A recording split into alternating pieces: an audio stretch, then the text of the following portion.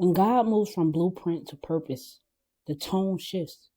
He tells Noah exactly what's coming, and it's not a warning, it's a declaration. God says, I am bringing a flood of waters upon the earth, not a storm, not heavy rain, a flood, a complete undoing of what the world, humanity created. Everything that breathes, everything that moves, everything that walks, everything that lives outside this ark, Noah is building. God says it's all going under. This is the first time in Scripture God announces a judgment on the scale. He doesn't soften the blow. He doesn't ease Noah into it. He tells him plainly, everything under the heaven that has breath of life will die. This is the moment where God draws a line between a world as it was and a world as it will be.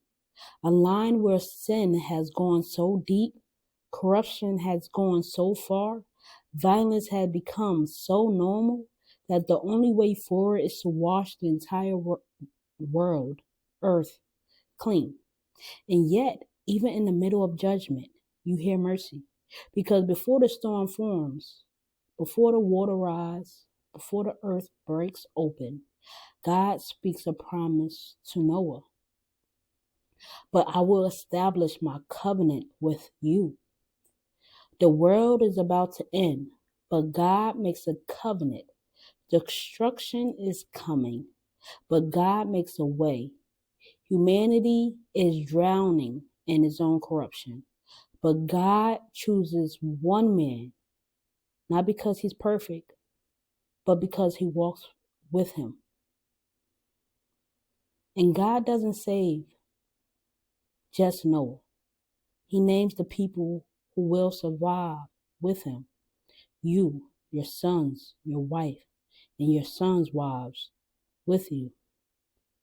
This is God preserving a future, not just a man. God is saving a family. God is protecting a line. God is keeping his promise from Eden alive through one house in a violent world. Then God tells Noah to bring the living creatures into the ark, 2 of every kind, male and female. Noah becomes the carrier of creation. He becomes the steward of life, the protector of species, the guardian of the future. Every creature that breathes, every animal God formed in Genesis 1, every bird, every creeping thing, every living being that would have been wiped out, God puts them in Noah's hands. Noah has to collect food for them, food for himself, food for his family, food for however long the flood lasts. He has to think like a builder, a framer, a caretaker, a leader, all at once. Obedience wasn't Noah nodding his head. Obedience was lifting, cutting, and gathering, storing, planning, carrying, feeding, preparing. Obedience was work. And then the chapter ends with one of the strongest sentences in the entire Bible. Thus Noah did according to all that God commanded him. So he did. Noah didn't improvise the instructions. He didn't make the ark smaller to save time. He didn't decide he knew a better way. He didn't skip steps. He didn't argue. He didn't bend the command to fit his comfort.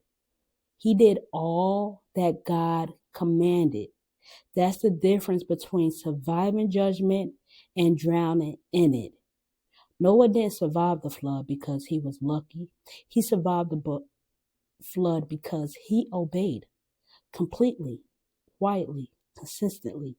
Even when the sky was clear, even when the world was laughing,